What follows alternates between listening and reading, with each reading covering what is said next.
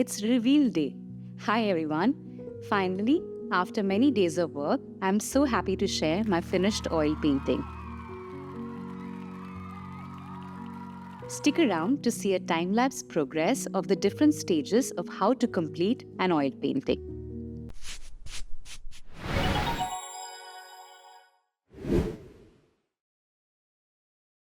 If you haven't seen my earlier video of how to start an oil painting, imprimatura and beyond, click on the link above. So in this stage, I continue with the first pass, that is, applying the first layer of actual paint, focusing on brush strokes to define shapes and objects broadly, and general color placement.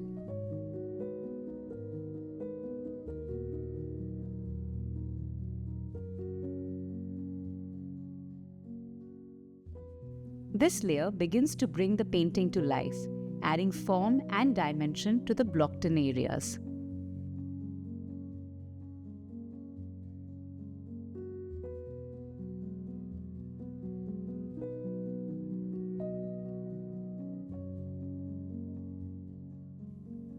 The background was particularly interesting to do, with trees and foliage in light and shadows. The approach that helped me was to start with a mid-value of sap green and use darker tones as I went along for shadows and lighter tints or hues mixed with chrome yellow, lemon yellow and titanium white for sunlit areas.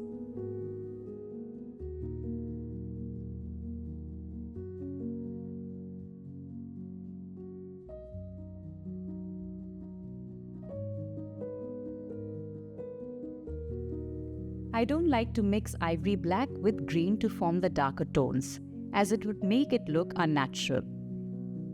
Instead, I use a cool red mixed with sap green to form these rich, natural-looking shadows in the foliage. I purposely left some of the white peeking through to denote sunlight coming through the green patches on the left.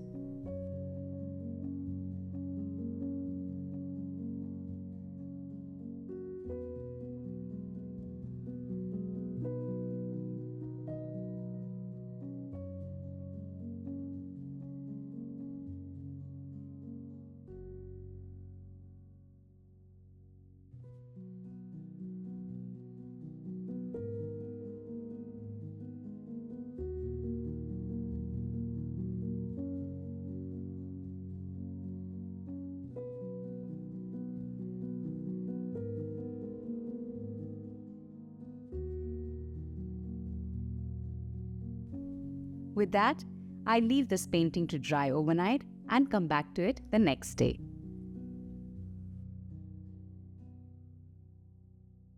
One of the superpowers I feel a self-taught artist must have is the power of observation. As self-taught artists, we stand on the shoulders of countless other artists and creators who generously share their work for us to observe and learn from. There's immense power in observing rather than simply copying what other artists do. In this way, you absorb the underlying principles, techniques, or approaches and adapt them into your own creative style. This fosters true creativity and personal expression.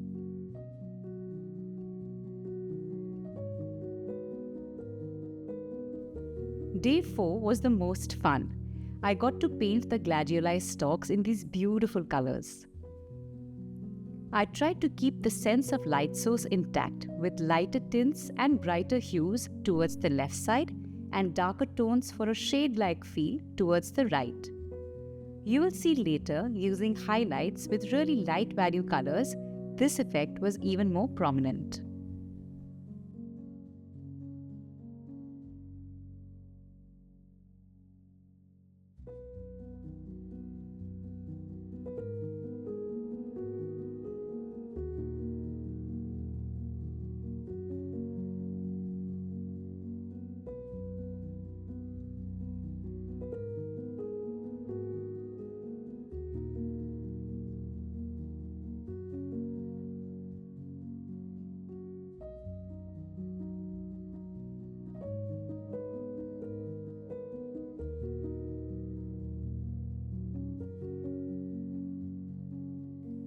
Another interesting part of the painting was to do the shadows of the bottles.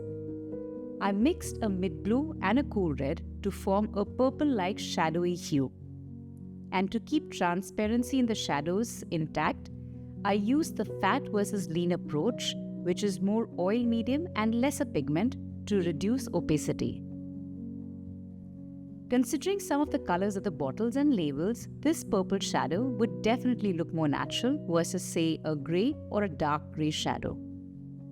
I left a lot of the bright spots depicting the light shining through the bottles at the bottom, and later even touched them up with some cool yellow paint. I thought painting the white florets was so interesting. Letting some of the underpainting show through enhanced my confidence of painting with white to form these loose shapes of the flowers. Mixing some of the titanium white with the muddy hues on my palette like green and purple also helped define the shadows and lighter areas.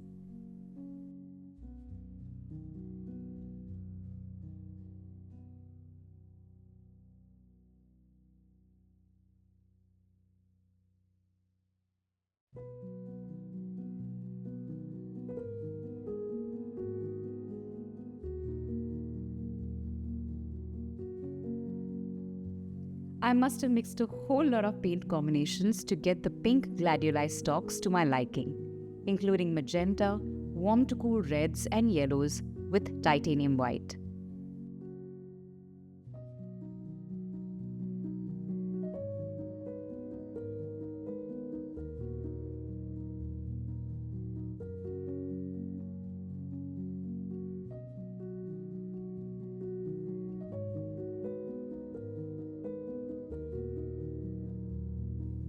And with that, it was the end of another day of painting.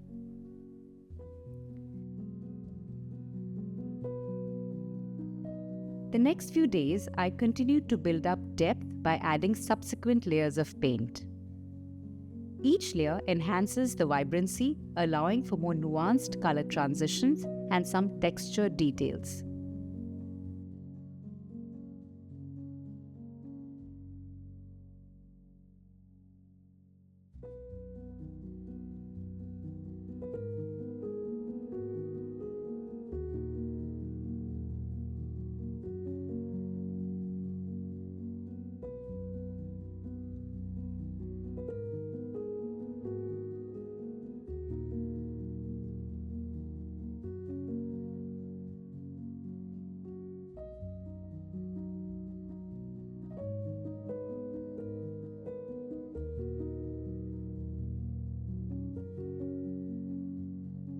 I also added on some highlights using lean paint like flowers in the foliage in the background or shine or reflection spots on the bottles.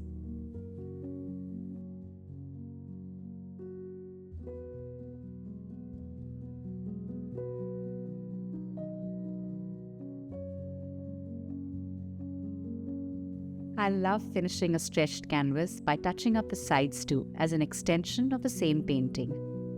On the last day, I also looked to bring in more highlights and detailing that otherwise I may have missed. I stop working on a painting when I feel the piece begins to resonate with my intended emotion or vision. Friends, with over 170 GB of video recording and editing thereof, this and the previous video in my description is a humble attempt at capturing some key moments of bringing an oil painting to life from start to finish. Thanks for watching.